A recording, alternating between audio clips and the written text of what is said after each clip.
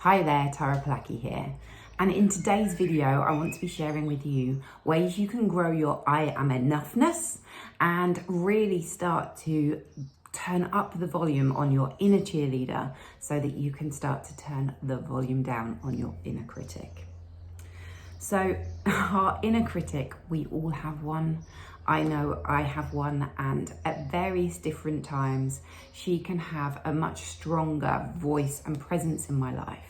Is that true for you too? I know that there are lots of things that will influence her. Some days it can feel like it's just the weather that's influencing the inner critic to come out. Other days I know that things like where you are in your cycle can have an impact. What's gone on in your life, certain life events can start to trigger her in terms of how she shows up, the frequency, the volume, the intensity of the experience when she's coming in. And our inner critic's job is to really belittle us. And I would go as far to say that she tends to show up in a very abusive way and in a way that really can start to make you believe that everywhere where you're not enough, and can really leave you feeling pretty rubbish about yourself. And so our inner critic seems like she's a bit easier to have in our lives, whereas our own inner cheerleader, we have to do a little bit more work to bring her in and to give her a voice that feels anywhere near as strong as the inner critic. And there are ways you can do this. However, it means that I'm going to encourage you to start creating a practice around this, because our inner critic, let's be honest, you practiced her very, very well. We all have.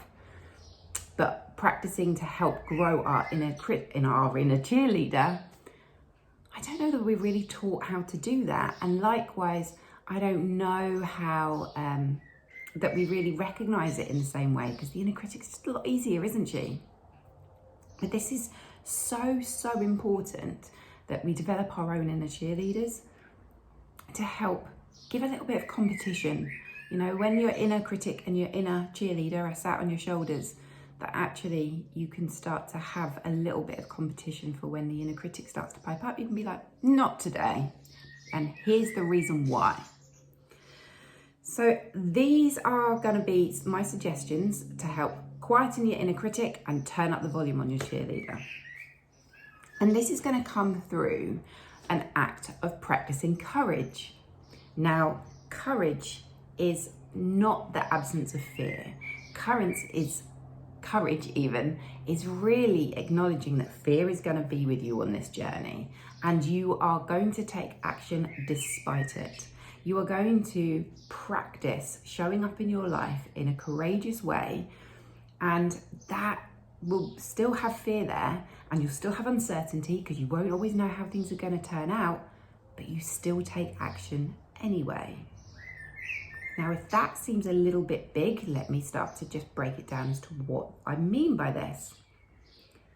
To practice courage, it means that you do something different, something that you wouldn't normally do on a daily basis. And notice I say daily. To practice something, you do need to do it regularly. And in this case, doing something daily would be perfect. And it's doing that something that you wouldn't normally do. That's a very simple act of practicing courage. Now, this doesn't have to be anything huge, like jumping into a burning building to go and save somebody. It can be something very small. And I would suggest that this is where you start when you're practicing courage, when you're beginning to practice your courage that is going to help feed and fuel your inner cheerleader. So, for example, if you are usually somebody who responds to invitations rather than creates them, then a practice of courage to do one thing that you wouldn't normally do. How about you send a message to a girlfriend and invite them to meet up for a coffee or go out for something to eat together? Another act of courage, or to do something that you wouldn't normally do, can be if you normally tend to cook the same things. How about you go online and find a recipe for something that you wouldn't normally cook, and you go and get the ingredients and you go give that a go. Or likewise, if you're really familiar with the way how you walk to work, you might choose to make a different route. It's doing something different that you wouldn't normally do on your daily basis. And these can be very small things, like I say.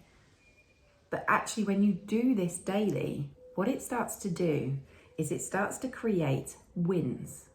When you do something, show up in your life, and you do something that you set out to do, you start to then create wins.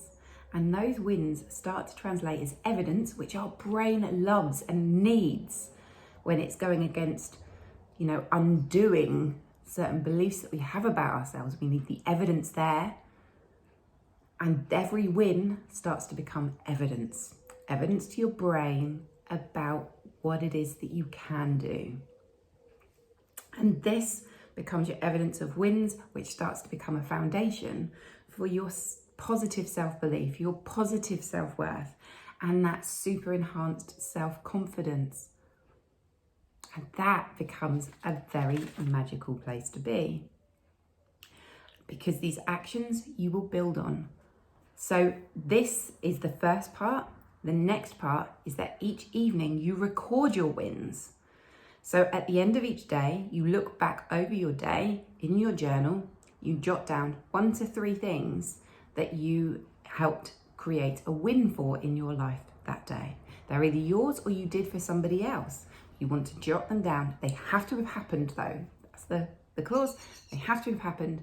And so you jot down the win. And this is a really wonderful way to close off your day on the reflection of your day, to take the bits, the evidence as to where you've created wins, and then you're setting the scene that that's what you take into your sleep. All the areas where you've created wins in your life, and how you feel, how good you feel, that's the energy that you then take into your sleep, and that sets you up for the next day. So here's my invitation to you. For the next 7 days, I want you to practice courage. I want you to do something each day that you wouldn't normally do. Remember, it can be big, it can be small, it's meaningful to you. And then at the end of each evening, get your journal and note down 1 to 3 things that you did that day that created wins, either for you or somebody else in your life. And then at the end of those 7 days, really watch what happens to your sense of self, to your relationships that are around you. Take some time to reflect and acknowledge what your journey has been over that week. And you'll be really surprised at how quick and powerful this practice can be. So if this sounds like something that you really want to do, or you give it a go and then you want to do more of this to really embed it to help take you onto the next stage for yourself, then do get in contact. I offer all women half an hour free session with me, and we can really look at ways that you can grow this practice so that you can grow your cheerleader. Likewise, we can also explore ways, if you feel ready to take the next step, for us to be working together on your next set of goals. So in the meantime, I wish you lots of love. Have fun, get playful with this, get curious with this, and I'm excited to watch what happens. Keep in connection. From my heart to yours, much love. Bye.